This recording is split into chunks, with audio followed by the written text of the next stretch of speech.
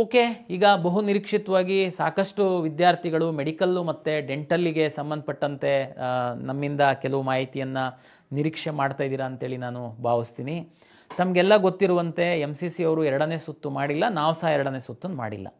2ನೇ ಸುತ್ತು ನಮ್ಮದು ಮಾಕ್ ಆರ್ ಪ್ರಾವಿಷನಲ್ ಅಂತ ಅಲಾಟ್ ಮಾಡಿ ಅಷ್ಟೇ ನಿಲ್ಲಿಸಿದ್ವಿ. ಈಗ ಉಳಿದಂಥ ಕೋರ್ಸ್ಗಳಿಗೆ 2ನೇ ಸುತ್ತು ಮುಗಿದಿದೆ. ಮೆಡಿಕಲ್ಲು ಮತ್ತು ಡೆಂಟಲ್ಲಿಗೆ ಬಂದಂತಹ ಸಂದರ್ಭದಲ್ಲಿ 2ನೇ ಸುತ್ತನ್ನೇ ನಾವು ಮಾಡಬೇಕು. 2ನೇ ಸುತ್ತನ್ನು ಆ್ಯಕ್ಚುಲಿ ನಾವು ಯಾವಾಗ ಮಾಡಬೇಕು? MCC ಅವರು ರಿಸಲ್ಟ್ ಕೊಟ್ಟ ಮೇಲೆ ನಾವು ಮಾಡಬೇಕು. ಆದರೆ MCC ಅವರು ಯಾವಾಗ ಕೊಡ್ತಾರೆ ಅಂತ ಅನ್ನುವಂಥದ್ದು ಗೊತ್ತಿಲ್ಲ. ವಿವಿಧ ಕೋರ್ಸ್ಗಳಿಗೆ ನಾವು ಚಾಯ್ಸ್ 2 ತಗೊಂಡು ಅಪ್ಗ್ರೇಡೇಷನ್ನಿಗೆ ಆ ಮಕ್ಕಳು ವೆಯ್ಟ್ ಮಾಡ್ತಾ ಇದ್ದಾರೆ. ಇದೊಂದು ರೌಂಡ್ ನಾವು ಕಂಬೈನ್ಡ್ ಸೀಟ್ ಅಲಾಟ್ಮೆಂಟನ್ನು ರನ್ ಮಾಡಿಬಿಟ್ರೆ ಒಂದಷ್ಟು ಮಕ್ಕಳು ಅಪ್ಗ್ರೇಡ್ ಆಗೋದಿದ್ದರೆ ಆಗಲಿ. ಹೆಂಗೆ ಅಪ್ಗ್ರೇಡ್ ಆಗ್ತಾರೆ ಸರ್? ಮೆಡಿಕಲ್ಲು ಡೆಂಟಲಲ್ಲಿ ಹೊರಗಡೆ ಹೋಗೋರು ಹೋಗೇ ಇಲ್ಲ, MCCಯಲ್ಲಿ ಸಹ ರಿಸಲ್ಟ್ ಅಲಾಟ್ ಮಾಡಿ ಹೋಗಿಲ್ಲ ಹೊರಗಡೆ. ಹಾಗಾಗಿ ಅದು ಅಷ್ಟೇ ಸೀಟ್ ಇರುತ್ತೆ, ಅಂದರೆ ಅಷ್ಟೇ ಮಕ್ಕಳಿರ್ತಾರೆ, ಅದೇನೇ ಬರುತ್ತೆ ಅಂತ ಅನ್ನುವಂಥದ್ದು ಸಾಮಾನ್ಯ ಅಭಿಪ್ರಾಯ. ಬಟ್ ಆದರೆ ತಮಗೆಲ್ಲ ಗೊತ್ತಿದೆ, ಕರ್ನಾಟಕ ರಾಜ್ಯದಲ್ಲಿ 8 ಮೆಡಿಕಲ್ ಕಾಲೇಜ್ಗಳಲ್ಲಿ ಸೀಟ್ ಇನ್ಕ್ರೀಸ್ ಆಗಿದೆ. 50 ಸೀಟು ಬಂದಿದೆ. ಅದರ ಸೀಟ್ ಮ್ಯಾಟ್ರಿಕ್ಸ್ ನಾವು ಪಬ್ಲಿಷ್ ಮಾಡಿದ್ದೀವಿ, ತಾವೆಲ್ಲ ನೋಡಿದ್ದೀರಾ ಅಂತ. ಇದರಲ್ಲೊಂದಷ್ಟು ಏನು ಮೆಡಿಕಲ್ ಸೀಟ್ಸ್ ಬಂದಿದೆಯಲ್ಲ, ಇದನ್ನು ಹಾಕ್ಕೊಂಡು ರನ್ ಮಾಡಿದರೆ ಸಹ ಒಂದಷ್ಟು ಅಪ್ಗ್ರೇಡ್ ಆಗಿಬಿಡ್ತಾರೆ. ಆವಾಗ ಅಟ್ಲೀಸ್ಟ್ UG ಕೋರ್ಸ್ ಅವ್ರು ಯಾರಾದರೂ ಇಲ್ಲಿ ಅಪ್ಗ್ರೇಡ್ ಆದರೆ ಅವ್ರನ್ನ ಇಲ್ಲಿ ಉಳಿಸ್ಕೊಂಡು ಈ ಕಡೆ ನಾವು ರಿಲೀಸ್ ಮಾಡಿಬಿಡ್ಬೋದು ಅನ್ನುವ ಹಿನ್ನೆಲೆ ಒಳಗಡೆ ನಾವು ಒಂದು ಮೆಡಿಕಲ್ಲು ಮತ್ತು ಡೆಂಟಲ್ಲು ವಿದ್ಯಾರ್ಥಿಗಳು ಯಾರು ಮೊದಲ ಸುತ್ತಿನ ನಂತರ ನೋಡಿ ಅರ್ಥ ಮಾಡ್ಕೊಳ್ಳಿ, ಪ್ರಾವಿಷನಲ್ ಮಾಕ್ ರಿಸಲ್ಟ್ ಏನಿದೆ ದಟ್ ಈಸ್ ನಾಟ್ ಫೈನಲ್. ತಮಗೂ ಗೊತ್ತಿದೆ, that is mock are provisional only. ನಾವು ಅದನ್ನೇನು ಫೈನಲ್ ಅಂತ ಹೇಳಿಲ್ಲ, ಫೈನಲ್ ಅಂತ ಬಿಟ್ಟಿಲ್ಲ. ಅಂದರೆ ಈಗ ನಾವು ಅದು ನಿಮಗೊಂದು ಐಡಿಯಾ ಬಂದಿದೆ, ಮಾಕ್ ಆರ್ ಪ್ರಾವಿಷನಲ್ ಏನು, ಎಲ್ಲಿ ಸಿಗುತ್ತೆ ನಮಗೆ ಅಂತನ್ನುವಂಥದ್ದು. ನಾವು ಮೊದಲ ಸುತ್ತಿಗೆ ಕೌನ್ಸಿಲಿಂಗ್ ರಿಸಲ್ಟ್ ಅನೌನ್ಸ್ ಮಾಡಿದ ಮೇಲೆ ನಿಮಗೆ ಚಾಯ್ಸ್ 1, 2, 3, 4 ಹಾಕೋದು ಕೇಳಿದ್ವಿ. ಅದರಂತೆ ಮೆಡಿಕಲ್ ವಿದ್ಯಾರ್ಥಿಗಳು ಚಾಯ್ಸ್ 2, 1 ಹಾಕಿದ್ರೆ ಅಡ್ಮಿಷನ್ ಆಗಿದ್ದೀರಾ ಬಿಡಿ, 2 ಹಾಕಿದ್ರಿ, ಕೆಲವರು 3 ಹಾಕಿದ್ರಿ, 2 ಹಾಕಿದವರು ಫೀಸ್ ಕಟ್ಟಿದ್ರಿ, 3 ಹಾಕಿದ್ರಿ, ಮತ್ತು 4 ಹಾಕಿ ಹೊರಗಡೆ ಹೋಗಿದ್ರಿ. ನಾವು ಮೊದಲನೇ ಸುತ್ತಿನ ಚಾಯ್ಸ್ದು ಮುಗಿದ ನಂತರ ನಿಮಗೇನು ರೀಅರೇಂಜ್ ಮಾಡೋದಕ್ಕೆ ಬಿಟ್ಟಂತಹ ಸಂದರ್ಭದಲ್ಲಿ ಚಾಯ್ಸ್ 3 ಹಾಕಿರುವಂಥವರು ತಮ್ಮಲ್ಲಿ ಮೆಡಿಕಲ್ ಆಪ್ಷನ್ ಇತ್ತು ಅಂತಂದರೆ 1 ಲಕ್ಷ ಕಾಶ್ ಆ್ಯಂಡ್ ಡೆಪಾಸಿಟ್ ಕಟ್ಟಿ ಅಂತ ನಾವು ಹೇಳಿದ್ವಿ. ಚಾಯ್ಸ್ 2 ಹಾಕಿದ್ದವರು, ಮೆಡಿಕಲ್ ಸಿಕ್ಕಿದಂಥವ್ರು, ಡೆಂಟಲ್ ಸಿಕ್ಕಿದಂಥವ್ರು ತಾವು ಕೋರ್ಸ್ ಫೀಸನ್ನು ಕಟ್ಟಿರ್ತೀರ. ನಿಮ್ಗಳನ್ನೆಲ್ಲದನ್ನು ನಾವು ಅಂದರೆ ನೀವು ಯಾವಾಗ 26ನೇ ತಾರೀಕು 1 ಗಂಟೆಯವರೆಗೆ ನಿಮಗೆ ಕಾಶ್ ಆ್ಯಂಡ್ ಡೆಪಾಸಿಟ್ ಕಟ್ಟುವಂಥದ್ದಕ್ಕೆ ಮತ್ತು ರೀಅರೇಂಜ್ ಮಾಡುವಂಥದ್ದಕ್ಕೆ ಅವಕಾಶವನ್ನು ಕೊಟ್ಟಿದ್ವಿ. ಅಲ್ಲಿವರೆಗೆ ನೀವು ಏನು ಮಾಡಿದ್ರಿ ಆ ಒಂದು ಆಪ್ಷನ್ಗಳನ್ನ ತಗೊಂಡು ನಾವು second round combined seat allotment ಮಾಡಿ ನಿಮಗೆ ಮಾಕ್ ಆರ್ ಪ್ರಾವಿಷನಲ್ ಅಂತ ಹೇಳಿದ್ವಿ.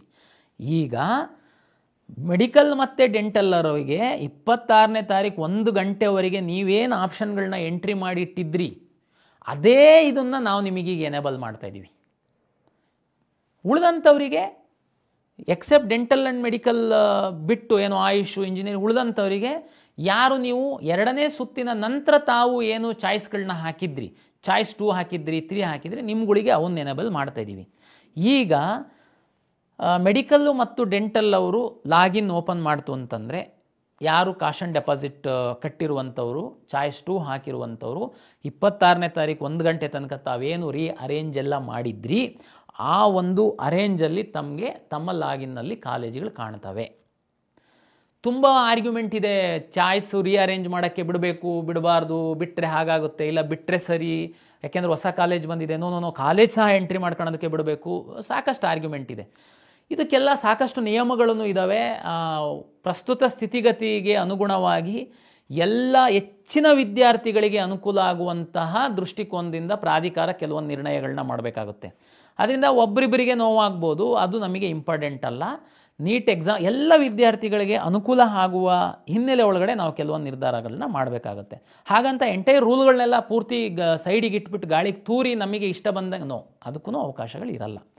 ನಿಯಮದ ಒಳಗಡೆ ನಾವೇನು ಮಾಡುವಂಥದ್ದಕ್ಕೆ ಮಾಡ್ಬೋದು, ಅದನ್ನು ನಾವು ಮಾಡಲಿಕ್ಕೆ ಆಗುತ್ತೆ. ತಮಗೆಲ್ಲ ಗೊತ್ತಿದೆ, ಮೊದಲನೇ ಸುತ್ತಲ್ಲಿ ನಾವೇನು ಹೇಳಿದ್ವಿ, ಯಾರಿಗೆ ತುಂಬ ತೃಪ್ತಿ ಇದೆ, ಖುಷಿ ಇದೆ, ನನಗೆ 2ನೇ ತಾಟೇ ಇಲ್ಲ, ನನ್ನ ಏಮೇನೆ ಇಂಥ ಕಾಲೇಜ್ ಇತ್ತು, ಆ ಕಾಲೇಜೇ ನನಗೆ ಸಿಕ್ಕಿದೆ ಅಂದರೆ ಮಾತ್ರ ಚಾಯ್ಸ್ 1 ಹಾಕಿ ದುಡ್ಡು ಕಟ್ಟಿ ಕಾಲೇಜಿಗೆ ಹೋಗಿ ಅಡ್ಮಿಷನ್ ಆಗಿ.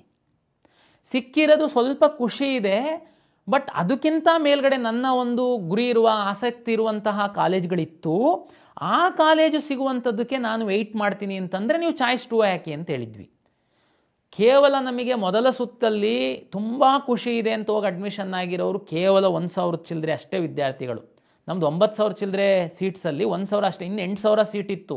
ಆದರೆ ಆ ಸೀಟೆಲ್ಲ ಹಾಗೇನೇ ಇತ್ತು, ಇಲ್ಲ, ಯಾರಿಗೋ ಒಬ್ರಿಗೆ ಅಲಾಟ್ ಆಗಿದೆ.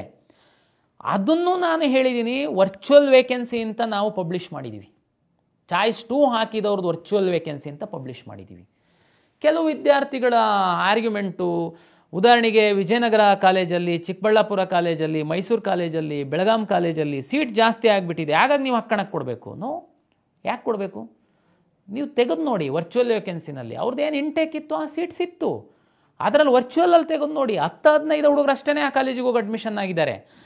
ಇನ್ನೂ 40, ಇನ್ನೂ 100-150 ಸೀಟ್ಸ್ ಎಲ್ಲ ವರ್ಚುವಲ್ ವೇಕೆನ್ಸೀಸನಲ್ಲಿ ಇತ್ತು. ಯಾರೊಬ್ಬ ಹೋಲ್ಡ್ ಮಾಡಿದ್ದ, ನಾವು ಹೇಳಿದ್ದೀವಿ, ಅದು ಯಾವ ಸಂದರ್ಭದಲ್ಲಿ ಬೇಕಾದರೂ ಅವನು ಅಪ್ಗ್ರೇಡ್ ಆಗ್ಬೋದು. ಆಟೋಮೆಟಿಕ್ಕಾಗಿ ಆ ಸೀಟ್ ರಿಲೀಸ್ ಆಗುತ್ತೆ, ರಿಲೀಸ್ ಆದಾಗ ಇನ್ನೊಬ್ಬಂಗೆ ಅಲರ್ಟ್ ಆಗುತ್ತೆ ಅಂತ. ಅದು 50 ರಿಲೀಸ್ ಆಗ್ಬೋದು, 100 ರಿಲೀಸ್ ಆಗ್ಬೋದು, ರಿಲೀಸ್ ಆಗದೇನೂ ಇರ್ಬೋದು.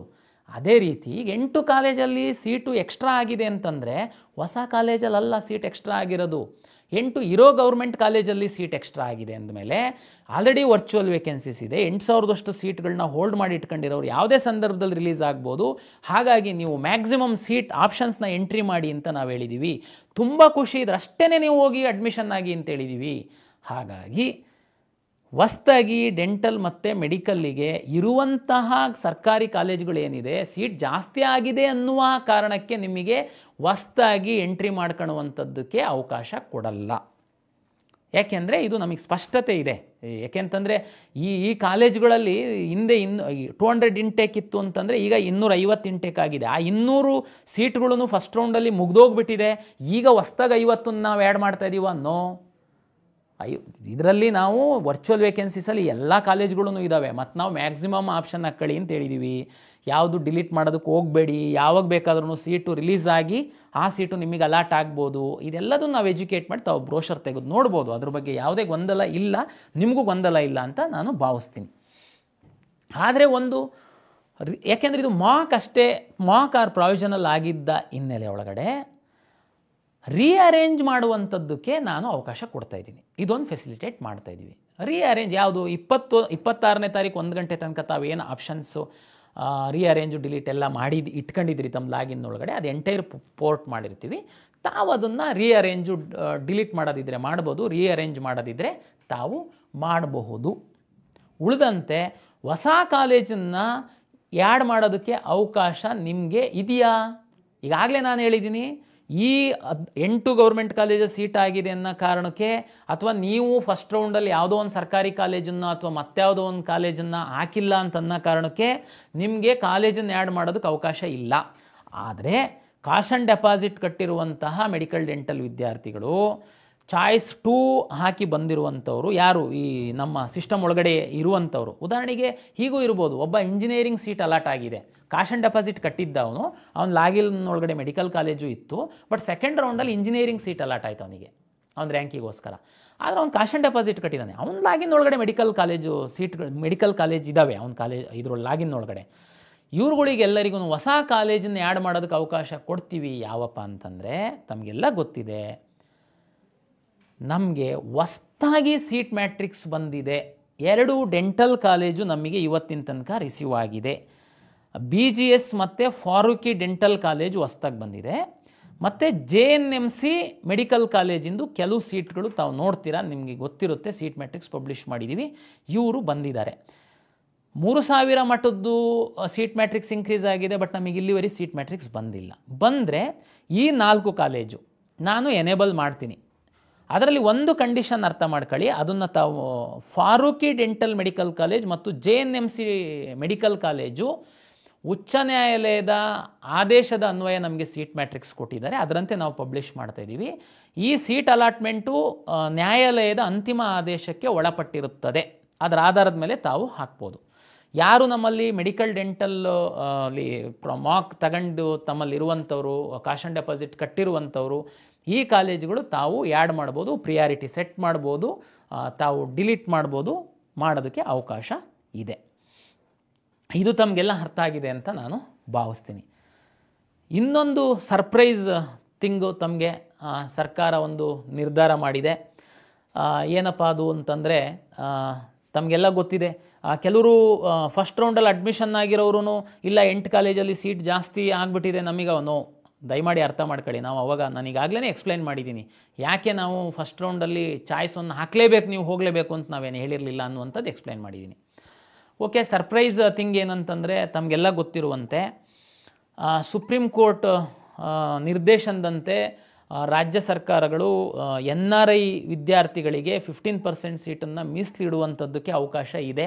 ತಮಗೆಲ್ಲ ಗೊತ್ತಿದೆ, ಇಲ್ಲಿಯವರೆಗೆ ಖಾಸಗಿ ಮೆಡಿಕಲ್ ಕಾಲೇಜುಗಳಲ್ಲಿ NRI ಸೀಟ್ಗಳನ್ನು ರಿಸರ್ವ್ ಮಾಡಿ ಇಡ್ತಿದ್ರು. ಅದರಂತೆ NRI ವಾರ್ಡ್ ಮತ್ತು OCI ಕ್ಯಾಂಡಿಡೇಟ್ಗಳನ್ನ ದಾಖಲೆ ಪರಿಶೀಲನೆ ಮಾಡಿ ನಾವೇನೇ ಸೀಟ್ ಅಲಾಟ್ ಮಾಡ್ತಾ ಇದ್ವಿ ಅವರಿಗೆ. ಎರಡನೇ ಸುತ್ತಿನಲ್ಲಿ ಒಂದು ವೇಳೆ ಆ ನಿಗದಿಪಡಿಸಿರುವಂತಹ NRI ಸೀಟ್ಗಳು ಖರ್ಚಾಗಿಲ್ಲ ಅಂದರೆ, ಅಷ್ಟು ಅರ್ಹ ಅಭ್ಯರ್ಥಿಗಳು ಸಿಕ್ಕಿಲ್ಲ ಅಂತಂದರೆ ಅದನ್ನು ಅದರ್ಸಿಗೆ ನಾವು ಮಂಜೂರು ಮಾಡ್ತಾ ಇದ್ವಿ. ಫೀಸ್ ಏನು ಅಂತನ್ನುವಂಥದ್ದು ತಮಗೆಲ್ಲ ಗೊತ್ತಿತ್ತು. ಅದು ಮ್ಯಾಕ್ಸಿಮಮ್ಮು ಕಾಲೇಜ್ ಟು ಕಾಲೇಜ್ ವ್ಯತ್ಯಾಸ ಇರುತ್ತೆ, ತುಂಬ ಹೈಯರ್ ಫೀಸ್ ಇರ್ತಿತ್ತು. ಈಗೇನು 8 ಸರ್ಕಾರಿ ಕಾಲೇಜುಗಳಲ್ಲಿ ಹೊಸದಾಗಿ 50 ಸೀಟ್ಗಳು ಇನ್ಕ್ರೀಸ್ ಆಗಿದೆ. ಅದರಲ್ಲಿ ಸಹ ಸರ್ಕಾರ ನಮಗೆ NRI ಸೀಟ್ಗಳಿಗೆ ನಿಗದಿಪಡಿಸಿ ಕೊಟ್ಟಿದೆ. ಫೀಸು 25 ಲಕ್ಷವನ್ನು ನಿಗದಿಪಡಿಸಿದ್ದಾರೆ. ಅದು ನಾವು ಸೀಟ್ ಮ್ಯಾಟ್ರಿಕ್ಸನ್ನು ಪಬ್ಲಿಷ್ ಮಾಡಿದ್ದೀವಿ. ಸರ್ಕಾರದ ಆದೇಶಗಳನ್ನು ಪಾಲನೆ ಮಾಡುವಂತಹ ಜವಾಬ್ದಾರಿ ಕರ್ನಾಟಕ ಪರೀಕ್ಷಾ ಪ್ರಾಧಿಕಾರದ್ದಾಗಿರುತ್ತೆ. ಈ ಹಿನ್ನೆಲೆಯಲ್ಲಿ ನಾವು ಯಾರು ನಮ್ಮ ಮೆಡಿಕಲ್ ಕೌನ್ಸಿಲಿಂಗ್ ಪ್ರಕ್ರಿಯೆ ಒಳಗಡೆ ಇದ್ದಾರೆ, ಈಗ ನಾನು ಹೇಳಿದ್ನಲ್ಲ 26 ತಾರೀಕು 1 ಗಂಟೆ ಕಾಶ್ ಆನ್ ಡೆಪಾಸಿಟ್ ಕಟ್ಟಿರುವಂಥವ್ರು ಇದ್ದಾರೆ, ನಿಮ್ಗಳಿಗೆ ಈ 8 ಕಾಲೇಜಿನಲ್ಲಿ ನಿಗದಿಪಡಿಸಿರುವಂತಹ NRI ಸೀಟ್ಗಳೇನಿದೆ 51 NRI ಸೀಟ್ಗಳು ನಿಗದಿಪಡಿಸಿದ್ದಾರೆ. ಅಷ್ಟು ಕಾಲೇಜಲ್ಲಿ ಅದನ್ನು ನೀವು ಯಾರಾದರೂ ಹಾಕಿಲ್ಲ ಅಂತಂದರೆ ಅದನ್ನು ಹಾಕುವಂಥದ್ದಕ್ಕೆ ಅವಕಾಶವನ್ನು ಕೊಡ್ತಾ ಇದ್ದೀವಿ. ಎರಡನೇದು, ಫಸ್ಟು ಸುತ್ತಿನಲ್ಲಿ ಮೊದಲ ಸುತ್ತಿನಲ್ಲಿ ಈ ಸೀಟು NRIಗೆ ನಿಗದಿ ಆಗಿರಲಿಲ್ಲ. ಕೆಲವು ವಿದ್ಯಾರ್ಥಿಗಳು NRI ಮತ್ತು ಮ್ಯಾನೇಜ್ಮೆಂಟಲ್ಲಿ ಸೀಟನ್ನು ತಗೊಂಡು ಅಡ್ಮಿಷನ್ ಆಗಿದ್ದೀರ. ನೀವು ನಮಗೆ ಬಂದು ಕೇಳ್ತೀರಾ ಏನಂತಂದರೆ, NRI ಸೀಟು ಆ ಕಾಲೇಜಲ್ಲಿ ಇತ್ತು ಅಂತಂದಿದ್ದರೆ ನಾವು ಅದನ್ನೇ ಹಾಕ್ತಾ ಇದ್ವಿ. ಒಂದು ವೇಳೆ ಮ್ಯಾನೇಜ್ಮೆಂಟ್ ಅವರು ಕೇಳ್ಬೋದು, NRI ಅಭ್ಯರ್ಥಿಗಳು ಸಿಕ್ಕಿಲ್ಲ ಅಂತಂದರೆ ಅದರ್ಸಿಗೆ ಅಲಾಟ್ ಮಾಡೋದಕ್ಕೆ ಸರ್ಕಾರದ ಆದೇಶ ಇದೆ, ನೀವೇನಾದರೂ ಅವಾಗಲೇ ಕೊಟ್ಬಿಟ್ಟಿತ್ತು ಅಂತಂದಿದ್ದರೆ ನಾವು ಈ ಕಾಲೇಜ್ ಬದಲು ಆ ಕಾಲೇಜನ್ನು ಆಯ್ಕೆ ಮಾಡ್ಕೊಳ್ತಾ ಇದ್ದೀವಿ ಅಂತ ತಾವು ಕೇಳ್ಬೋದು. ಅಥವಾ ಕೇಳೋದು ಸಹಜ, ಅದು ಕರೆಕ್ಟ್ ಸಹ. ಸರ್ಕಾರ ಈಗ ಆದೇಶ ಕೊಟ್ಟಿರೋದ್ರಿಂದ ಮೊದಲನೇ ಸುತ್ತಿನಲ್ಲಿ ಹೋಗಿ ತಾವು ಚಾಯ್ಸನ್ನು ಹಾಕಿ ಕಾಲೇಜು ಸೇರ್ಪಡೆಗೊಂಡಿರುವಂತಹ NRI ವಿದ್ಯಾರ್ಥಿಗಳು ಹಾಗೂ ಅದರ್ಸ್ ಮ್ಯಾನೇಜ್ಮೆಂಟ್ ಅಂತ ಹೇಳ್ತಾರೆ, ಆ್ಯಕ್ಚುಲಿ ಅದರ್ಸ್ ಕೆಟಗರಿ ಒಳಗಡೆ ತಾವೇನು ಹೋಗಿ ಅಡ್ಮಿಷನ್ ಆಗಿರುವಂಥವ್ರು ಇದ್ದೀರಾ, ಒಂದು 500 ಅಷ್ಟು ವಿದ್ಯಾರ್ಥಿಗಳು ನಮ್ಮ ರಾಜ್ಯದಲ್ಲಿ ಇದ್ದೀರಾ. ತಾವುಗಳು ಈ 8 ಕಾಲೇಜಿನ NRI ಮತ್ತು ಅದರ್ಸಿಗೆ ಟಿಕ್ ಮಾಡ್ಬೋದು. ಅದ್ಯಾವ್ದು ಸರ್, ಅದರ್ಸ್ ಇಲ್ಲವೇ ಇಲ್ಲಲ್ಲ, ಸರ್ಕಾರ ಫಿಕ್ಸ್ ಮಾಡಿರೋದು NRI ಮಾತ್ರ ಅಲ್ಲ, ಕರೆಕ್ಟ್. ಆದರೆ NRI ಅಭ್ಯರ್ಥಿಗಳು ಸಿಕ್ಕಿಲ್ಲ ಅಂತಂದರೆ ಅದನ್ನು ನಾವು ಅದರ್ಸಿಗೆ ಅಲಾಟ್ ಮಾಡಬೇಕು, same fees 25 lakh. But private ಕಾಲೇಜಲ್ಲಿ ಏನಾಗುತ್ತೆ, ಅಲ್ಲಿ N ಮತ್ತು Q ಕೋಟಾ ಇರುತ್ತೆ. ಕ್ಯೂನಲ್ಲಿ ಒಂದಷ್ಟು ಜನ ಆಪ್ಷನ್ ಎಂಟ್ರಿ ಮಾಡಿರ್ತಾರೆ, ಎನ್ನಲ್ಲಿ ಒಂದಷ್ಟು ಜನ ಆಪ್ಷನ್ ಎಂಟ್ರಿ ಮಾಡಿರ್ತಾರೆ. ಇವ್ರು ಸಿಕ್ಕಿಲ್ಲ ಅಂದರೆ ಇಷ್ಟು ಸೀಟ್ಗಳ ಕನ್ವರ್ಟ್ ಮಾಡಿ ಹಾಕ್ತೀವಿ. ಬಟ್ ನಮ್ಮ ಗೌರ್ಮೆಂಟ್ ಕಾಲೇಜು, ಸ್ವಾಯತ್ತ ಮೆಡಿಕಲ್ ಕಾಲೇಜುಗಳು, ಆ ಕಾರಣಕ್ಕೋಸ್ಕರನೇ ಇದು ಮಾಡಿರುವಂಥದ್ದು. ಆ ಕಾಲೇಜುಗಳಲ್ಲಿ ಈ ಕ್ಯೂ ಸೀಟ್ ಇಲ್ಲ, ನಾವು ಆಮೇಲೆ ಕನ್ವರ್ಟ್ ಮಾಡೋದಕ್ಕಾಗಲ್ಲ, ನಾವು ಆಪ್ಷನ್ ಎಂಟ್ರಿ ತಗೊಂಡಿಲ್ಲ ಅಂತಂದರೆ. ಆ ಕಾರಣಕ್ಕೋಸ್ಕರ ಕಾಶ್ ಆನ್ ಡೆಪಾಸಿಟ್ಟು ಮತ್ತು ಕೋರ್ಸ್ ಫೀಸ್ ಕಟ್ಟಿ ನಮ್ಮ ಕೌನ್ಸಿಲಿಂಗ್, ಮೆಡಿಕಲ್ ಡೆಂಟಲ್ ಕೌನ್ಸಿಲಿಂಗ್ ಪ್ರಕ್ರಿಯೆ ಒಳಗಿರುವಂತಹ ವಿದ್ಯಾರ್ಥಿಗಳೂ ಈ ಸರ್ಕಾರ ನಿಗದಿಪಡಿಸಿರುವಂತಹ 8 ಕಾಲೇಜುಗಳ N ಮತ್ತು Q ಅಂತ ನಾವು ಬೈಫರ್ಕೇಟ್ ಮಾಡಿ ಡಿಸ್ಪ್ಲೇ ಮಾಡ್ತಾ ಇದ್ದೀವಿ. ದಯಮಾಡಿ ನಿಮಗೆ ಆಸಕ್ತಿ ಇದ್ದಲ್ಲಿ ಅದನ್ನು ತಾವು ತಮ್ಮ ಪ್ರಿಯಾರಿಟಿ ಅನುಸಾರ ಹಾಕಿಕೊಳ್ಳಬಹುದು. ಹಾಗೂ ಮೊದಲನೇ ಸುತ್ತಿನಲ್ಲಿ QRN ಅಡಿನಲ್ಲಿ ತಾವು ಸೀಟ್ ಪಡೆದು ಕಾಲೇಜಿಗೆ ಅಡ್ಮಿಷನ್ ಆಗಿದ್ದರೆ ಸಹ ತಾವು ಲಾಗಿನ್ ಆಗಿ, ತಾವು ಎನಿವೆ ನೀವು ಹಣ ಕಟ್ಟಿರೋದ್ರಿಂದ ಮತ್ತೆ ಹಣ ಕಟ್ಟುವಂಥದ್ದಿರಲ್ಲ, ತಾವು ಲಾಗಿನ್ ಆಗಿ ಈ 8 ಕಾಲೇಜುಗಳ N ಮತ್ತು Q ಸೀಟುಗಳನ್ನು ತಾವು ಹಾಕಿಕೊಳ್ಳಬಹುದು. ನಿಮ್ಮ ರ್ಯಾಂಕ್ ಆಧರಿಸಿ ನಾವು ಹಂಚಿಕೆ ಮಾಡುವಂಥದ್ದಕ್ಕೆ ಕ್ರಮ ವಹಿಸ್ತೀವಿ. ಈಗ ಯಾವ ಕಾಲೇಜಲ್ಲಿ ಹೋಗಿ ಅಡ್ಮಿಷನ್ ಆಗಿದ್ದೀರಾ ಅದನ್ನು ತಾವು ಕ್ಯಾನ್ಸಲ್ ಮಾಡ್ಕೊಂಡು ಬರಬೇಕಾಗುತ್ತೆ, ಅದು ಅನಿವಾರ್ಯ. ಇದು ಕಂಪಲ್ಸರಿನೂ ಅಲ್ಲ. ತಮಗೆ ಅಡ್ಮಿಷನ್ ಆಗಿದ್ದೀರಾ, ಸಿಕ್ಕಿರೋ ಕಾಲೇಜು ಚೆನ್ನಾಗಿದೆ, ದಯಮಾಡಿ ನೀವೇನು ಬರೋದಕ್ಕೆ ಹೋಗಬೇಡಿ, ದಯಮಾಡಿ ಅಲ್ಲಿ ವಿದ್ಯಾಭ್ಯಾಸ ಮುಂದುವರಿಸಿ. ಯಾರು ಇಲ್ಲ ನಾನು ಒಂದು ಸರಿ ಟ್ರೈ ಮಾಡ್ತೀನಿ ಗೌರ್ಮೆಂಟ್ ಕಾಲೇಜಲ್ಲೇ 25 ಲಕ್ಷ ಸೀಟ್ ಸಿಗ್ತಿರುವಾಗ ಅನ್ನುವಂತಹ ಆಸಕ್ತಿ ಇದ್ದರೆ, ಮತ್ತಿಲ್ಲಿ ಬಂದಾದಮೇಲೆ ನಿಮಗೆ ಅಲ್ಲಿ ಸಿಕ್ಕಿರೋದು ಆಟೋಮೆಟಿಕ್ ಡಿಲೀಟ್ ಆಗುತ್ತೆ. ಮತ್ತಿಲ್ಲ ಸುಮ್ಮನೆ ನೋಡೋಣ ಅಂತ ಬಂದಿದ್ದೆ, ಇಲ್ಲ ನಾನು ವಾಪಸ್ ಅಲ್ಲಿಗೆ ಹೋಗ್ತೀನಿ. ನೋ. ಉದಾಹರಣೆಗೆ ತಮಗೆ ಯಾವುದೋ ಒಂದು ಪ್ರತಿಷ್ಠಿತ ಮೆಡಿಕಲ್ ಕಾಲೇಜಲ್ಲಿ NRIಯಲ್ಲಿ ಅಡ್ಮಿಷನ್ ಆಗಿದ್ದೀರಾ, ನೀವೇನಾದರೂ ಈಗ ನಮ್ಮಲ್ಲಿ ಭಾಗವಹಿಸಿ ನಿಮಗೆ ಯಾವುದೋ ಚಿಕ್ಕಬಳ್ಳಾಪುರದ ಮೆಡಿಕಲ್ ಕಾಲೇಜಲ್ಲಿ NRI ಸೀಟ್ ಸಿಕ್ತು ಅಂದರೆ ನೀವೀಗ ಅಡ್ಮಿಷನ್ ಆಗಿರೋ ಸೀಟ್ ಆಟೋಮೆಟಿಕಾಗಿ ಬೇರೆಯವರಿಗೆ ಅಲಾಟ್ ಆಗುತ್ತೆ. ಅದನ್ನು ತಮ್ಮ ಮಾಹಿತಿಗೆ ಹೇಳ್ತಾ ಇದ್ದೀನಿ. ಇದು ಇಷ್ಟು ಬದಲಾವಣೆಗಳು. ಬಹುತೇಕ ಸರ್ಕಾರಿ ಕಾಲೇಜಲ್ಲಿ NRI ಫಸ್ಟ್ ಟೈಮ್ ಇಂಟ್ರೊಡ್ಯೂಸ್ ಆಗಿದೆ. ಸಾಕಷ್ಟು ವಿದ್ಯಾರ್ಥಿಗಳು, ಪೋಷಕರು ಗೊಂದಲ, ಇದು ಎಲ್ಲ ಸ್ವಲ್ಪ ಟೆನ್ಷನ್ ಇದೆಲ್ಲ ಆಗುತ್ತೆ. ಮತ್ತು MCC ಅವರು ಸಹ ಇನ್ನೂ ಅವರು ಮುಂದುವರಿಸ್ಕೊಳ್ತಾನೆ ಹೋಗ್ತಾ ಇದ್ದಾರೆ. ಹಾಗಾಗಿ ಇದು ನಮ್ಮ ವ್ಯಾಪ್ತಿಗೆ ಮೀರಿದಂತಹ ವಿಷಯ. ಇದು ನಾವು ಆದಷ್ಟು ಹೆಚ್ಚಿನ ವಿದ್ಯಾರ್ಥಿಗಳ ಪೋಷಕರ ಹಿತದೃಷ್ಟಿಯಿಂದ ಏನೆಲ್ಲ ಮಾಡಲಿಕ್ಕೆ ಸಾಧ್ಯ ಅದನ್ನು ಮಾಡಲಿಕ್ಕೆ ಪ್ರಯತ್ನ ಪಡ್ತಾ ಇದ್ದೀವಿ ನಾವು ಪ್ರಾಧಿಕಾರದ ವತಿಯಿಂದ. ಇನ್ನೂ ಒಂದು ಹೇಳ್ತೀನಿ ತಮಗೆ, ಇವತ್ತಿನ ಮಾಹಿತಿ ಅಂತಂದರೆ MCC ಅವರು 12ನೇ ತಾರೀಕು ನಮಗೆ ರಿಸಲ್ಟನ್ನು ಕೊಡ್ತಾರೆ.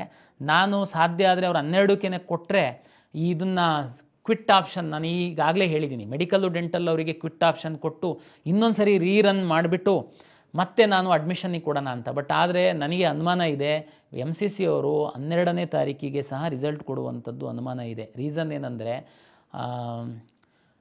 ಅದೃಷ್ಟಕ್ಕೆ ದುರದೃಷ್ಟಕ್ಕೆ ಅದು ಏನು ಅಂದ್ಕೊಳ್ಬೋದು ಪೇರೆಂಟ್ಸು, ಈಗಾಗಲೇ ಏನು ಸರ್ಕಾರಿ ಕಾಲೇಜುಗಳಿಗೆ ಇಷ್ಟು ತಡವಾಗಿ ಅವರು ಸೀಟ್ ಮ್ಯಾಟ್ರಿಕ್ಸನ್ನು NMC ಅವರು ಇನ್ಕ್ರೀಸ್ ಮಾಡಿದರು. ಇನ್ನೂ ಪ್ರೈವೇಟ್ ಕಾಲೇಜವರು ಕೆಲವರು ಪ್ರಯತ್ನ ಮಾಡ್ತಾ ಇದ್ದಾರೆ, ಅದು ಸಹ ಸೀಟ್ ಮ್ಯಾಟ್ರಿಕ್ಸು ಸೀಟ್ಗಳು ಇನ್ಕ್ರೀಸ್ ಆಗುತ್ತೆ, ಪರ್ಮಿಷನ್ ಕೊಡುತ್ತೆ ಅನ್ನುವಂಥದ್ದು ಒಂದು ಚರ್ಚೆ. ನಮ್ಮ ರಾಜ್ಯದ ಕಾಲೇಜುಗಳು ಇದ್ದಾವೆ ಇಲ್ಲ ಅನ್ನುವಂಥದ್ದು ನನಗೆ ಮಾಹಿತಿ ಇಲ್ಲ. ಬಟ್ ಆದರೆ ಒಂದಷ್ಟು ದೇಶದ ಸರ್ಕಾರಿ ಖಾಸಗಿ ಮೆಡಿಕಲ್ ಕಾಲೇಜುಗಳ ಸೀಟ್ ಸಹ ಜಾಸ್ತಿ ಆಗ್ತಾಯಿದೆ. ಅದು ಏನಾದ್ರೂ ಇವರು ಜಾಸ್ತಿ ಮಾಡ್ತು ಅಂತಂದರೆ MCC ಅವರು ಅವರ ಶೆಡ್ಯೂಲ್ ಫಾಲೋ ಮಾಡಲಿಕ್ಕಾಗಲ್ಲ. ಅವರಿಗೆ ನಂಬಿ ನಾನು ನಿಮಗೆ ಇಲ್ಲಿ ನಾನು ಬೇರೆ UG ಕೋರ್ಸ್ಗಳಿಗೆ ಅಡ್ಮಿಷನ್ ಹೋಲ್ಡ್ ಮಾಡುವಂಥದ್ದಕ್ಕೂ ಆಗಲ್ಲ. ಹಾಗಾಗಿ ಎನಿವೇ ಈಗ ಹೆಚ್ಚು ಸೀಟು 300 ಏನು ನಮ್ಮ ಈಗ ರಾಜ್ಯ ಸರ್ಕಾರ ಏನು 400 ಸೀಟ್ಗಳು ಬಂದಿದೆ, ಇದನ್ನಂತೂ ಹಾಕಿ ನಾನು ರೀರನ್ ಮಾಡುವಂಥದ್ದಕ್ಕಂತೂ ನನ್ನ ಕೈಯಲ್ಲಿರುವಂಥದ್ದು ಇದು. ಹಾಗಾಗಿ ಅದೊಂದು ರೀರನ್ ಮಾಡ್ತೀನಿ. ಎಲ್ಲ ಸುಸೂತ್ರವಾಗಿ ಹೋಗಿ AICT ಅವರು ಏನಾದರೂ ನಮ್ಮ ಟೈಮ್ ಟೇಬಲ್ ಮುಂದುವರೆದ್ರೆ ನಮ್ಮ ಮುಂದಿನ ಸುತ್ತಿನ ಮುಂದಿನ ತೀರ್ಮಾನಗಳು ಟೈಮ್ ಟೇಬಲ್ ಸ್ವಲ್ಪ ಬದಲಾವಣೆ ಆಗಿರುತ್ತೆ. AICT ಅವರು ಏನಾದರೂ 15ನೇ ತಾರೀಕಿನ ಕಟ್ ಆಫನ್ನು ಮುಂದುವರಿಸಲಿಲ್ಲ ಅಂತಂದರೆ ನಮ್ಮ ತೀರ್ಮಾನಗಳು ಬೇರೆ ಆಗಿರುತ್ತೆ. ಅದಕ್ಕೆ ಸದ್ಯಕ್ಕೆ ನೀವು ನಮ್ಮ ಒಂದು ನಿರ್ದೇಶನ ಏನು ಫೋಕಸ್ ಮಾಡಬೇಕು ಅಂದರೆ, ಇಲ್ಲಿವರೆಗೆ ನಾನು ಹೇಳಿರುವಂಥದ್ದೇನಿದೆ ಇದ್ರ ಮೇಲೆ ಫೋಕಸ್ ಮಾಡಿ, ಈ ರೀಅರೇಂಜ್ ಮಾಡುವಂಥದ್ದು, ಯಾಡ್ ಮಾಡುವಂಥದ್ದು, ಡಿಲೀಟ್ ಮಾಡುವಂಥದ್ದು ಸಮಯ ಕಡಿಮೆ ಇದೆ. ದಯಮಾಡಿ ಈ ಸಮಯದೊಳಗಡೆನೇ ತಾವು ಮಾಡಬೇಕು ಅಂತನ್ನುವಂಥದ್ದು ನನ್ನ ವಿನಂತಿ. ಇವತ್ತು ನಾವು ಪಬ್ಲಿಷ್ ಮಾಡ್ತಾ ಇದ್ದೀವಿ ಟೈಮ್ ಟೇಬಲನ್ನು. ದಯಮಾಡಿ ಎಲ್ಲ ಕ್ಯಾಶ್ ಆ್ಯಂಡ್ ಡೆಪಾಸಿಟ್ಟು ಅಂತೂ ಕಟ್ಟುವಂಥದ್ದಿಲ್ಲ. ಹೊಸ್ದಾಗಿ ಬರುವಂಥವ್ರು 10,000 ಬ್ಯಾಂಕ್ ಟೈಮ್ ಆಗತ್ತೆ ಏನಿಲ್ಲ, ಆನ್ಲೈನ್ ಪೇಮೆಂಟ್ ಮಾಡುವಂಥದ್ದಕ್ಕೆ ಅವಕಾಶಗಳಿರ್ತವೆ. ದಯಮಾಡಿ ತಾವು ಕೋಆಪ್ರೇಷನ್ ಕೊಡಿ ನಮಗೆ. ಯಾಕೆಂತಂದರೆ ನಾವು ನಿಮ್ಮ ಅನುಕೂಲಕ್ಕೆ ತಕ್ಕಂತೆ ನಾವು ಮೆಡಿಕಲ್ಲು ಡೆಂಟಲ್ ಅವ್ರನ್ನೂ ಇದಕ್ಕೆ ಹಾಕಿ ರೀರನ್ ಮಾಡಿದರೆ ಅಟ್ಲೀಸ್ಟ್ 400 ವಿದ್ಯಾರ್ಥಿಗಳಿಗೆ ಅನುಕೂಲ ಆಗುತ್ತೆ ಅಂತನ್ನುವಂಥದ್ದು ನಿಮಗೆ ವಿನಂತಿಯನ್ನು ಮಾಡ್ತಾ, ನಾವು ಪ್ರಾವಿಷನಲ್ ರಿಸಲ್ಟ್ ಏನಿತ್ತು ಅದು ಆದಮೇಲೆ ಈಗ ನಿಮಗೆ ಒಂದು ಮಾಹಿತಿಗೆ ಹೇಳ್ತೀನಿ. 64 ವಿದ್ಯಾರ್ಥಿಗಳು ಪ್ರಾವಿಷನ್ ಮೆಡಿಕಲ್ ಮತ್ತು ಡೆಂಟಲಲ್ಲಿ ಬಂದಿಲ್ಲ. ರೀಸನ್ ಏನಂತಂದರೆ ಅವರು ಚಾಯ್ಸ್ 3 ಹಾಕಿದ್ದಾರೆ, 1 ಲಕ್ಷ ಕ್ಯಾಶ್ ಆ್ಯಂಡ್ ಡೆಪಾಸಿಟ್ ಕಟ್ಟಿದ್ದಾರೆ. ಅದರಲ್ಲಿ ತಮಗೆ ಗೊತ್ತಿರಬೇಕು, ಅಗ್ರಿ ಬಟನ್ ಅಮ್ಕಬೇಕು ನಿಮ್ಮದೆಲ್ಲ ಪೋರ್ಟ್ ಆಗೋದಕ್ಕೆ ಅಂತ ಹೇಳಿದ್ವಿ. 64 ವಿದ್ಯಾರ್ಥಿಗಳು ಅಗ್ರಿ ಬಟನ್ ಅಮ್ಕಿಲ್ಲ. ಅವ್ರುಗಳೆಲ್ಲ ಬಂದು ಮನವಿ ಕೊಟ್ಟರು ಮೆಡಿಕಲಿಗೆ ಸಂಬಂಧಪಟ್ಟಂತೆ. ಏನಿವೆ ಪ್ರಾವಿಷನಲ್ ಇದೆ ಅಂತೇಳಿ ನಾವು ಅದು ಕನ್ಸಿಡ್ರ್ ಮಾಡಿರಲಿಲ್ಲ. ಆ 64 ವಿದ್ಯಾರ್ಥಿಗಳು ಈಗ ನಾವು ಕನ್ಸಿಡ್ರ್ ಮಾಡ್ತೀವಿ. ಬಟ್ ಆದರೆ ಅವ್ರಿಗೆ ಎಷ್ಟು ಜನಕ್ಕೆ ಅಲರ್ಟ್ ಆಗುತ್ತೆ ಆಗಲ್ಲ ಅನ್ನುವಂಥದ್ದು ನನಗೇನು ಗೊತ್ತಿಲ್ಲ. ಯಾಕೆಂದರೆ ಕೆಲವರೆಲ್ಲ ತುಂಬ ಸೂಕ್ಷ್ಮವಾಗಿ ವಾಚ್ ಮಾಡ್ತಾ ಮಾಡಬೇಕು ಸಹ ನೀವು. ನೋಡಿ ಮಾಕಲ್ಲಿ ಇವ್ರು ಇರಲಿಲ್ಲ, ಈಗ ಇನ್ನೊಂದು ಸರಿ ಮಾಡಿದಾಗ ಬಂದಿದ್ದಾರೆ, ಯಾರಿಗೋ ಬಿಟ್ಬಿಟ್ಟಿದ್ದಾರೆ. ಎಲ್ಲ ನೀಟ್ ಎಕ್ಸಾಮ್ ಬರೆದಿರೋರು ಎಲಿಜಿಬಲ್ ಇರುವಂಥವ್ರೇ. ಬಟ್ ಅವರು ನಾವು ಪ್ರಾವಿಷನಲ್ ಮಾಡಿದಾಗ ಬಂದು ಅಬ್ಜೆಕ್ಷನ್ ಕೊಟ್ಟರು, ನಾವು ಅದನ್ನು ಹಾಗೆ ಇಟ್ಕೊಂಡು ಈಗ ಕನ್ಸಿಡ್ರ್ ಮಾಡ್ತೀವಿ. ಆಮೇಲೆ ಇನ್ನೂ ಒಂದು ಕೆಲವರು ಏನೋ ಸೀಟ್ ವ್ಯತ್ಯಾಸ ಆದರೆ ಡಿಲೀಟ್ ಮಾಡೋಕ್ಕೆ ಯಾಕೆ ಬಿಟ್ರಿ, ಹೊಸ್ದಾಗಿ ಯಾಕೆ ಬಿಟ್ರಿ, ರೀಅರೇಂಜಿಗೆ ಬಿಡಬಾರ್ದಾಗಿತ್ತು. ನೋಡಿ, ಏನೇ ಬಿಟ್ಟರೆ ಏನೇ ಡಿಲೀಟು ರೀಅರೇಂಜ್ ಎಲ್ಲ ಆಯ್ತು ಅಂತಂದರೆ ಯಾರು ಮಾಡ್ತಾರೆ? ನೀಟ್ ರ್ಯಾಂಕ್ ಇರುವಂಥವ್ರೇ. ಯಾರೋ ಒಂದು ನೀಟ್ ರ್ಯಾಂಕೇ ಇಲ್ದಿರೋರಿಗೆ ನಾವೇನು ಬಿಡ್ತಾ ಇಲ್ಲ. ಹೊಸ್ದಾಗಿ ರಿಜಿಸ್ಟ್ರೇಷನ್ ಮಾಡ್ಕೊಂಡು ನಾವೇನಾದರೂ ಬಿಡ್ತಾ ಇದ್ದೀವಾ? ಇಲ್ಲ. ನಮ್ಮ ಸಿಸ್ಟಮ್ ಒಳಗೆ ಇರುವಂಥವ್ರೇ.